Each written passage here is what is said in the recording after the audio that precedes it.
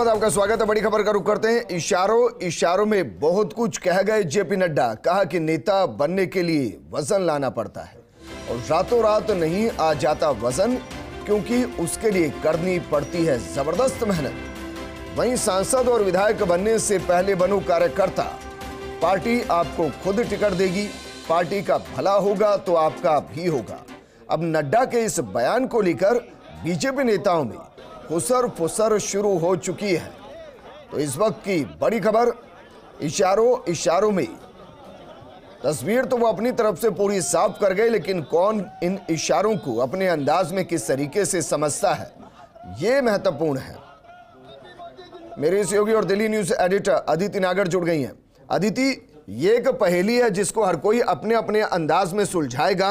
जरा आप बताइए, पत्रकारिता की नजर से इस पहेली को आप कैसे देखती है? देखिए विजेंद्र, काफी कुछ इशारों में कह गए वो। एक तरह से देखा जाए तो इसको एक मोटिवेशनल स्पीच कही जा सकती है, लेकिन दूसरी तरफ वो व्यक्ति जो संगठन में काम करते हैं, जिनका असली दायित्व है कि वो संगठन का विस्तार करें, और सच मायने में संगठन की इतनी महत्वपूर्णता है कि वही सत्ता लाने में सबसे बड़ा भागीदार है। लेकिन आजकल हर व्यक्ति सत्ता में आना चाहता है, संगठन में नहीं, चाहे वो विपक्ष में हो या पक्ष में हो। तो ऐसे में विपक्ष में भी हो तो वो चाहता है कि वो प्राइम पोस्ट पर हो, और जब चुनाव की बारी आए तो फिर टिकट उसे मिले। इसलिए 3 बातें कही गई कि पहला, आप नेता बनने के लिए वजन की जरूरत है, और वजन कब मिलता है? रातों रात वजन नहीं मिलता। आपको लगता है कि आपको कुर्सी मिल गई है और फिर बस अब आप बड़े व्यक्ति हो गए हैं। जमीन पे ठोकर खाकर, जमीन पे चप्पल घिसकर ही आप उस वजन को कमाते हैं।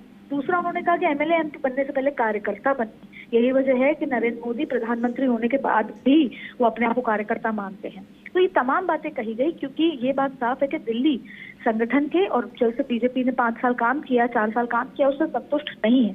तो एक तीर से कई निशाने हुए। कई लोग कह रहे हैं ये निशाना सतीश पूनिया पे है, और कई लोग कह रहे हैं कि ये निशाना किसी और पर है।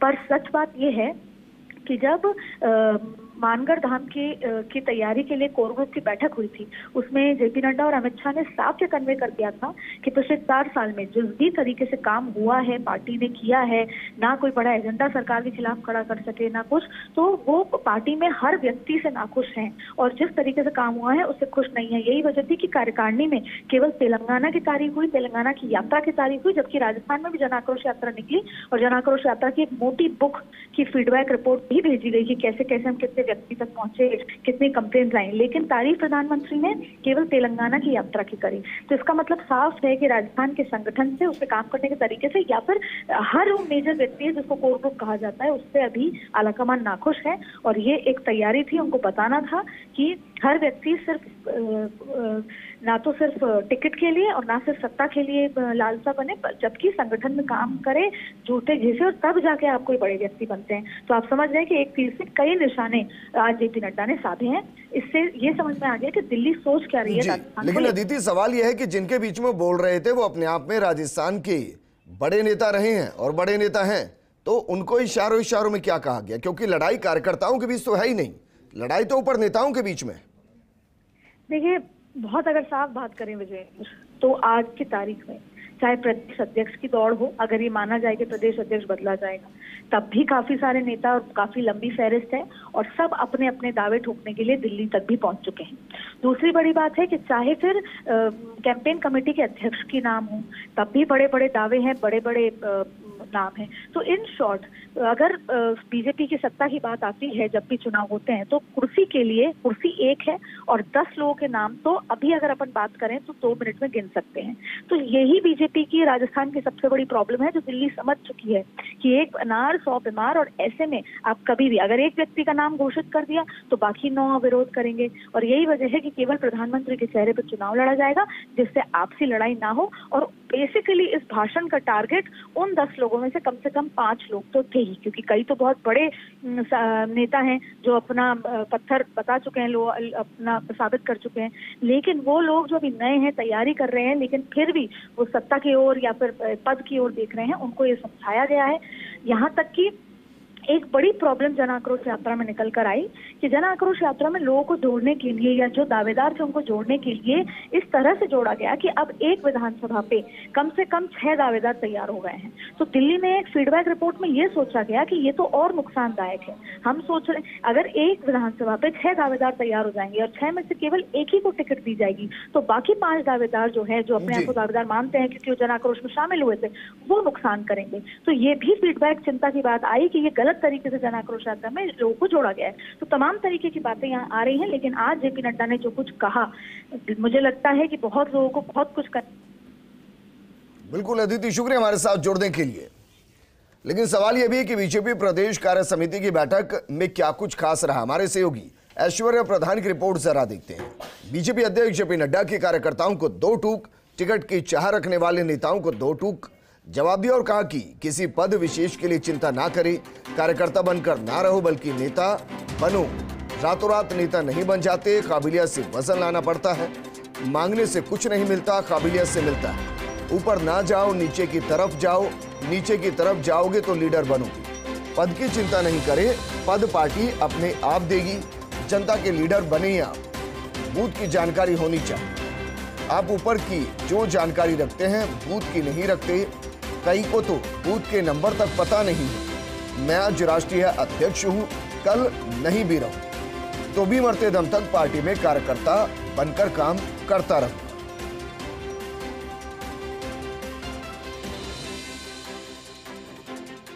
तो जेपी नड्डा ने संदेश दिया है कि अगर कोई सर्वोच्च पद बीजेपी में है तो वो है कार्यकर्ता।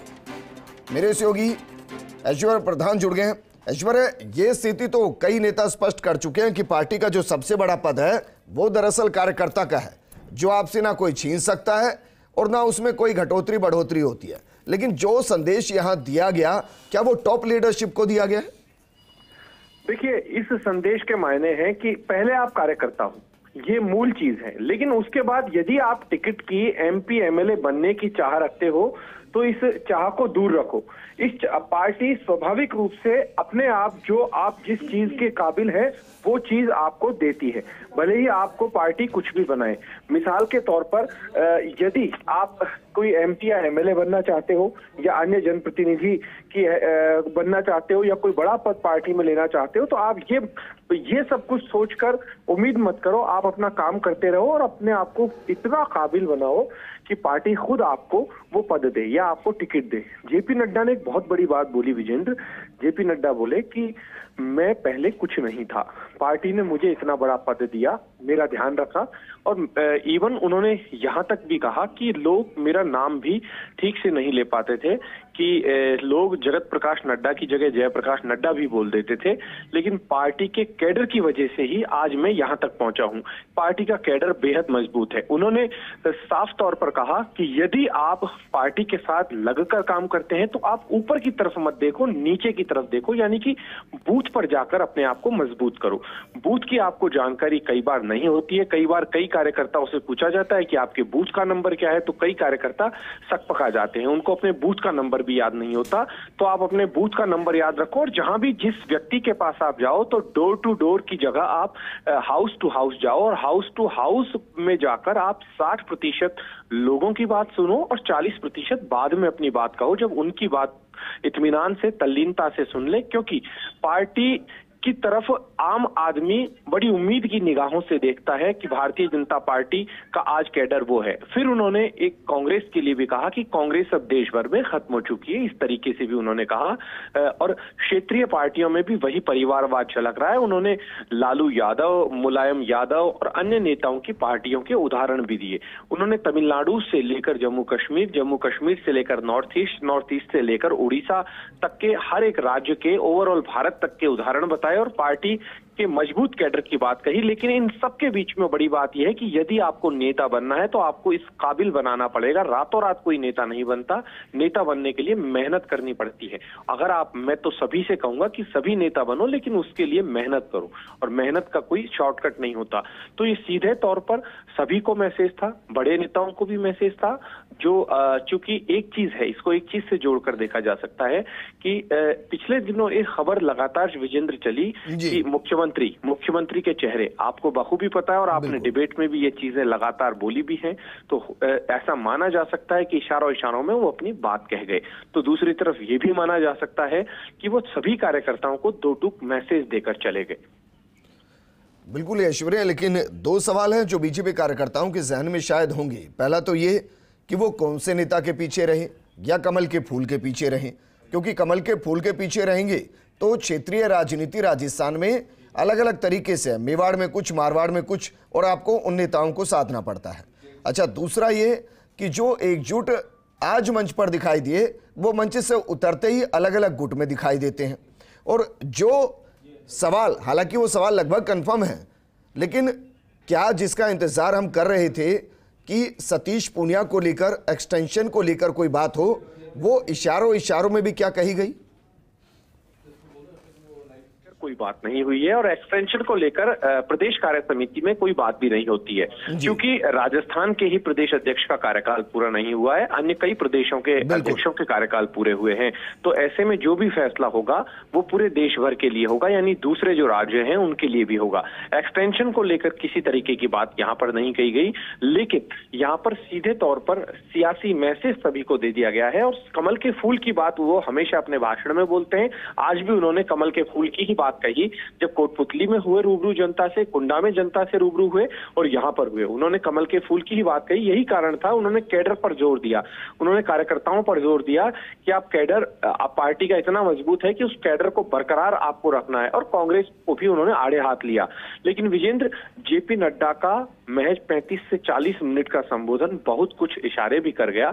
इस दौरान सभी को एकजुट रहने की सलाह हमेशा दी जाती है, ये रहे न रहे ये अलग बात है, सभी की महत्वाकांक्षा होती है, लेकिन अति महत्वाकांक्षा कई बार मुसीबत भी बन जाती है। तो अति महत्वाकांक्षा किसकी है और महत्वाकांक्षा कौन रखता है, ये बखूबी जानते हैं जेपी नड्डा। लेकिन अब जेपी नड्डा अपने निजी कार्यक्रम में पहुंचे हैं, अब 2 दिन निजी कार्यक्रम में रहेंगे, लेकिन ये बात भी तय मानिए कि निजी पारिवारिक कार्यक्रम के दौरान भी फीडबैक वो राजस्थान का अवश्य लेते रहेंगे। प्रत्यक्ष रूप से नहीं लेंगे, लेकिन अप्रत्यक्ष रूप से राजस्थान का फीडबैक भी लेते रहेंगे, क्योंकि जिस पोस्ट पर वो बैठे हैं वो देश भर की भाजपा को चलाते हैं और राजस्थान की भाजपा की भी सियासी नब्ज को पूरी तरह से टटोल कर जाएंगे।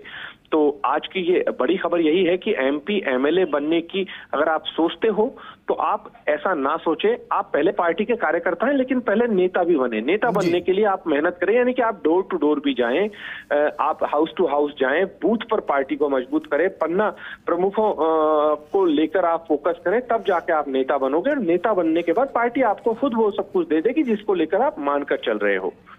बिल्कुल ऐश्वर्या, शुक्रिया तमाम जानकारी हमारे साथ साझा करने के लिए।